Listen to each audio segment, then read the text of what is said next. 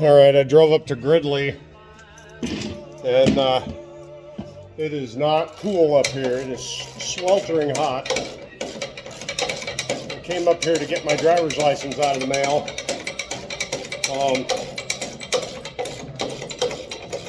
Figured I'd drop off my canoe up here.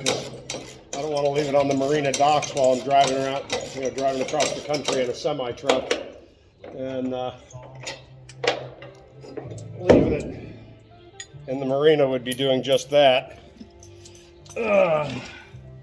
So I put my roof rack on, which makes my van too tall for most parking garages in San Francisco. And when I'm shopping for Costco, it can get, that the garage is like 7'8", and I think I'm 8 foot. So most of the garage, technically, I could go into if they didn't have those things hanging that say that the maximum height is lower. But I've already seen where the lower points are in the garage. So, I came up here to get my mail, drop off the canoe and my 40-pound thrust trolling motor that is the maximum size you can put on that canoe. And a couple other things that I'm leaving up here just so that they're not tripping over them in the boat. I don't want them to be stolen out of the boat, that kind of thing.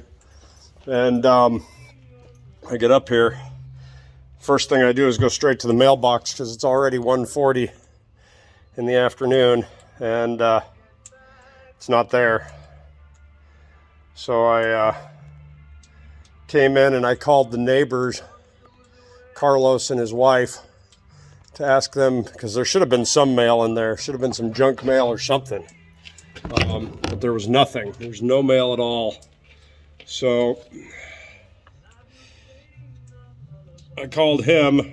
He and I haven't gotten along in a couple of years. After my landlord up here, Mac, decided to turn on everybody,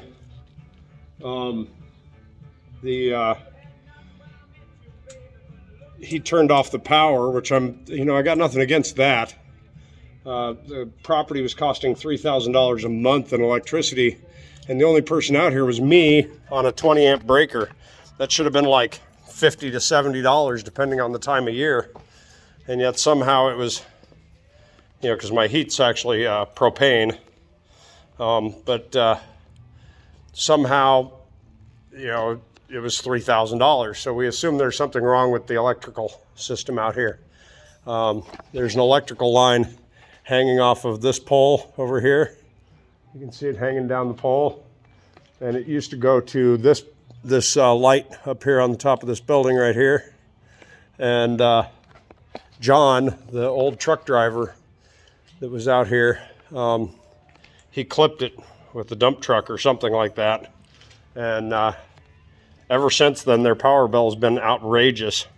So instead of talking to the neighbor Carlos, who lives in this little house over here on the property, he had an electrician come out and put another power line on the outside, like an extra outlet on the outside of the building, directly into the fuse box. Just a 20 amp breaker. And then he demanded that I plug into his power, which Carlos hadn't approved that. He's the one paying for the electricity. But Carlos barely speaks any English at the time. I think he's gotten a lot better at it. It's been a few years. And I just got off the phone with him and he understood everything I said and we got along fine. But that's the first time that's happened in 4 years. So I called him and I said, hey, is there any mail for me? Because there's nothing in the mailbox. And I was expecting this driver's license to show up in the mail. And he says, I don't know. Let me call my wife. She does that. So he called his wife. He called me back. He said, no, she hasn't done the mail today. And she hasn't seen anything. The DMV told me 7 to 10 days. Today is day 11. So I called the post office. And the post office told me that they don't have anything over at the post office for me. There's a great big giant red-tailed hawk out there flying over the trees. So, I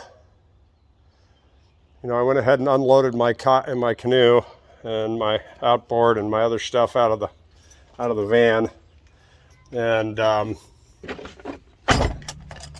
called Dane, my landlord's son, who now owns the property because Mac went crazy on him too, and essentially he ended up trying to sue his own son for stuff that he had done, which is just crazy. But like I said, Mac went crazy, and so he basically turned his back on everybody, including his wife and his own son, and went off to live with this woman that he worked with.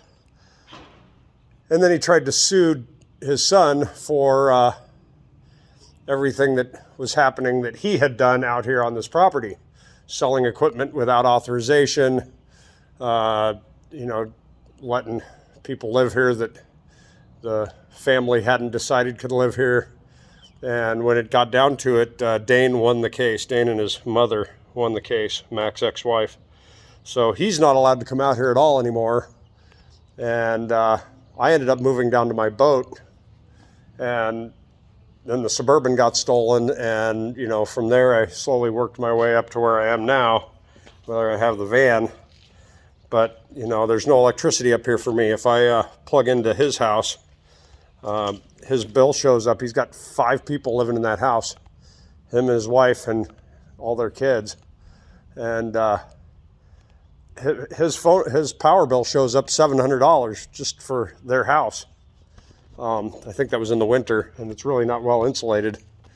But I'm like, I have a 20 amp breaker. There's no way that I'm using more than, say, $100 worth of power a month, even if I'm running my air conditioner full time. And I wasn't that time of year. That time of year, it was like, early spring. It was nice, and it was slightly warm during the day, and slightly cool in the evening, but pretty much bearable temperature all the time.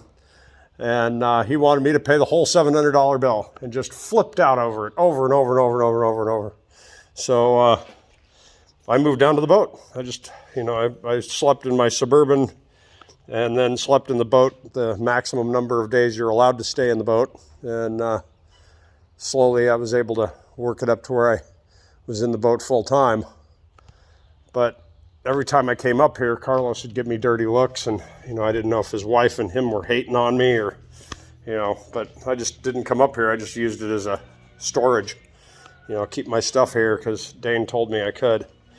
But they're supposed to be basically sticking my mail in my car that's sitting out there. It's a dead car, has a bad engine. It's a Genesis that the engine blew up in. And then I could just grab it when I come. That way it isn't just sitting in the mailbox. There's nothing. I haven't been up here in 2 months because I've been going to trucking school down in the bay.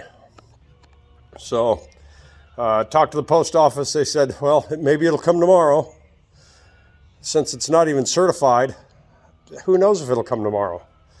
But the only positive is I can drive up to Oroville, where gas is basically $1, or diesel is like $1 cheaper than it is down in the bay on the reservation, and fill up my van with that. I'm going to grab a couple gallons of gasoline for my generator, and then we'll check the mail one more time just in case she came 5 minutes after I checked it. Maybe yesterday's mail was what was in there, and it's in there today. Because the lady at the post office said, well, she's already back.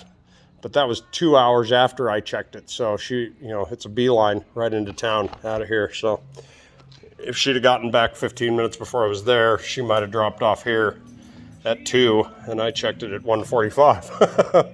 But man, got to take my roof rack off. I just loosened it. All I got to do is lift them off, and I'm leaving those here. And then we'll head up to Oroville for a little bit and come back. Hopefully it cools off a little, because, man, it is sweltering. I don't know what the temperature is, but it's got to be 90 degrees up here. And I've grown accustomed to San Francisco Bay's 56, 58. Yep. What a difference. Anyway, there you go. The saga continues.